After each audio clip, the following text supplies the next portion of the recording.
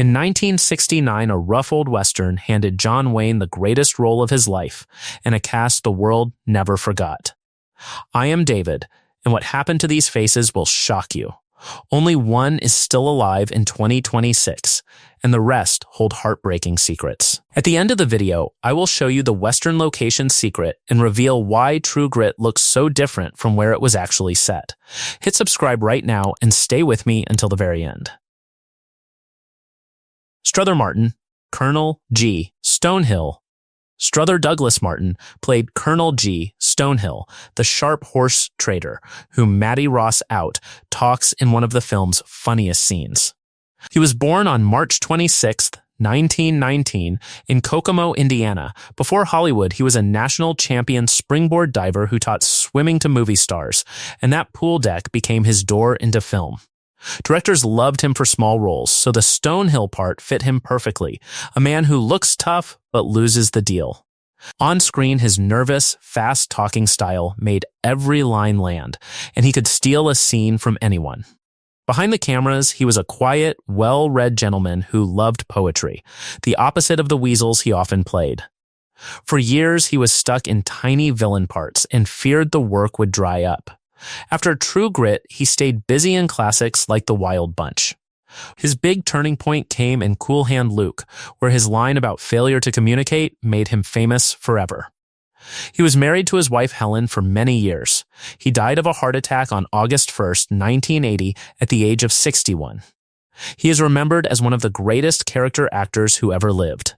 $200 to your father's estate when I have in my hand... Jeremy Slate, EMMETT, QUINCY. Jeremy Slate played EMMETT QUINCY, the cold outlaw who turns on his own partner inside the dugout. He was born Robert Bullard Perham on February 17, 1926, in Atlantic City, New Jersey. Before acting, he joined the Navy at just 16 and stood on a destroyer at Omaha Beach during the D-Day landings, vowing that if he lived, he would fill his life with adventure. He kept that promise, graduating with honors in English, then becoming a radio voice and a tough guy actor on the TV series The Aquanauts. That rugged image made him a natural for the brutal Quincy. What made him special was how convincing his menace felt, even beside giants like John Wayne. He was also a real songwriter, and one of his songs was even recorded by his True Grit co-star Glen Campbell. Off-screen, his struggle was constant travel and several marriages that ended in divorce. After Westerns, he found a long, steady home on the soap opera One Life to Live for 8 seasons. His biggest reinvention was as a writer who tried nearly every craft in film. He had 5 children across his life. He died on November 19, 2006, at the age of 80 from complications after cancer surgery. Fans recall a fearless screen villain who was, in truth, a gentle adventurer. Don't get to jawing with these people, Moon. We'll get clear of this. I don't like the way you look.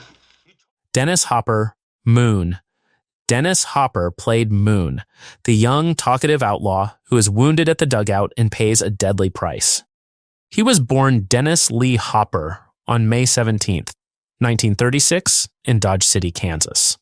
As a teenager, he acted beside James Dean in Rebel Without a Cause and Giant, and many believed he would be the next big thing. But his wild streak and a sharp temper made directors nervous, so by 1969 he was taking small parts like Moon to stay working. He made Moon feel real and pitiful in just a few minutes of screen time. Behind the scenes, his heavy drinking and drug use were already pulling him apart, and Hollywood soon shut its doors on him. That same year, his film Easy Rider exploded and turned him into a symbol of a new generation.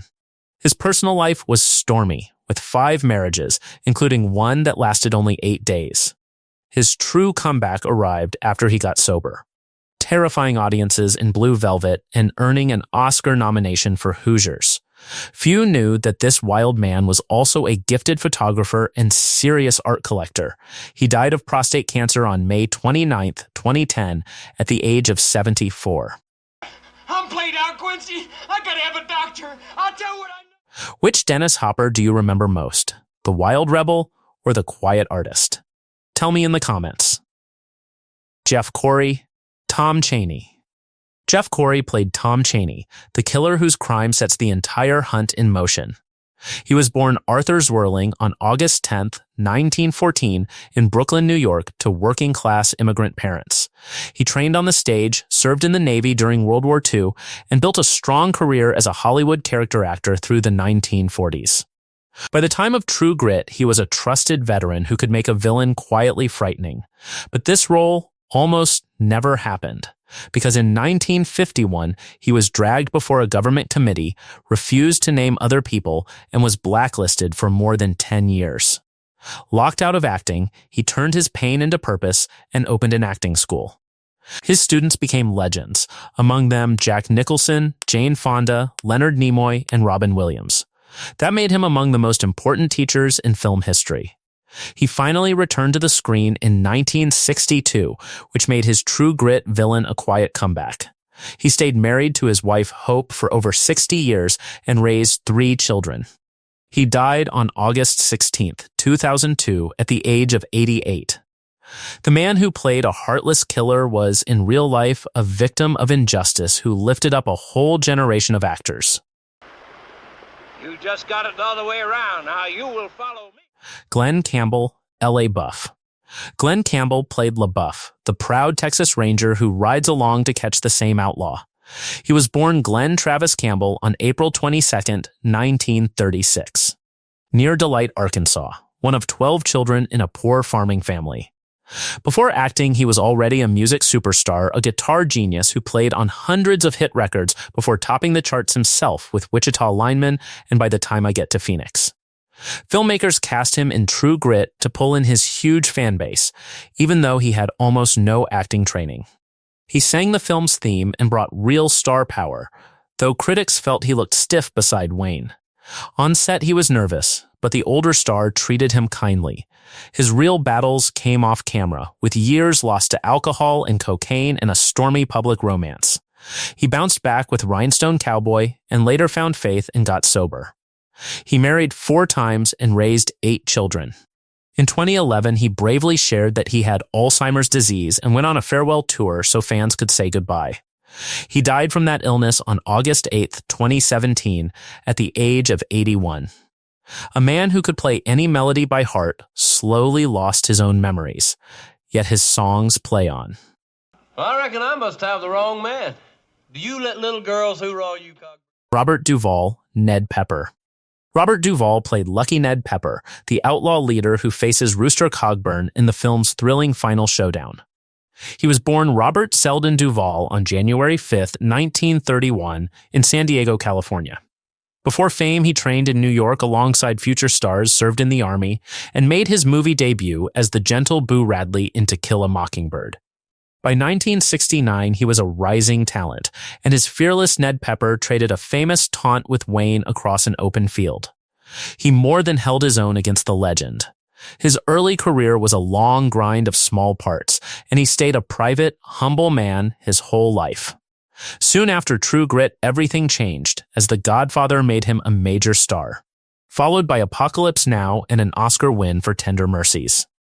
He earned 7 Academy Award nominations in all, and was praised as among the finest actors who ever lived.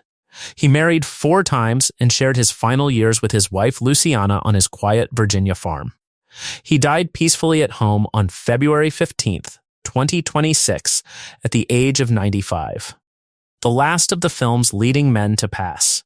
A man who played violent outlaws lived as a gentle country gentleman far from Hollywood. We're 5 men and 4 horses. One of us stays behind. That's you, Chaney. You lost the horse. When we get out... Did you know this Godfather legend was also in True Grit? Share it in the comments.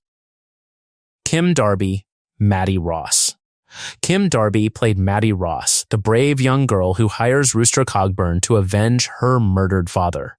She was born Deborah Elaine Zerby on July 8, 1947, in Los Angeles, California.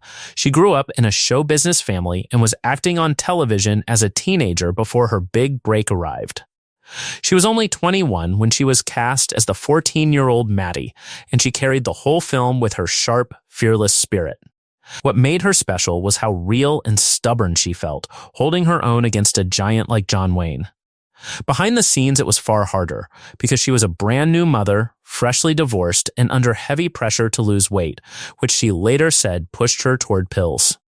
After the film, she was often typecast, yet she's still shown in the miniseries Rich Man, Poor Man, which earned her an Emmy nomination, and in cult comedies like Better Off Dead. She married actor James Stacey, raised a daughter, then stepped into a quieter life and taught acting. Today, she is 78 years old, living peacefully out of the spotlight, and she is the only major cast member still alive. The fearless heroine on screen was a vulnerable young woman fighting real battles behind it. Tom Chaney, now there's trash for you. Should have stayed here and looked after the place. John Wayne, Rooster Cogburn. John Wayne played Reuben Rooster Cogburn, the one-eyed, hard-drinking marshal who became the most beloved role of his career.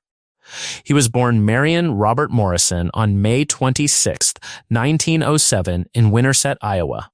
Before stardom, he lost a college football scholarship to injury, then worked moving props on film sets where the director John Ford spotted him. After 10 years in cheap westerns, the movie Stagecoach finally made him a star. For True Grit, he did something bold and played against his handsome hero image, hiding behind an eye patch and a big belly to become the funny, fearless Cogburn. He loved the part and threw himself into it, even while quietly fighting for his health. Years earlier, he had lost a lung to cancer, yet he kept working at full speed. He married 3 times and was a devoted father to 7 children. His grand reward came in 1970 when True Grit won him his only Academy Award after almost 40 years in film.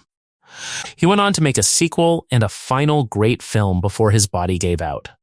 He died of stomach cancer on June 11, 1979, at the age of 72.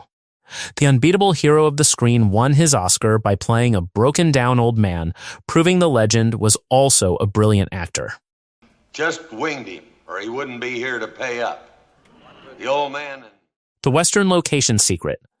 True Grit is set in Arkansas and Indian Territory, but the movie's unforgettable Western look came from filming far away from that setting. The landscapes gave the film a bigger, wider, more cinematic feel, helping Rooster, MATTIE, and BOEUF look like they were riding through a dangerous American frontier. That visual style is one reason the movie still feels powerful today.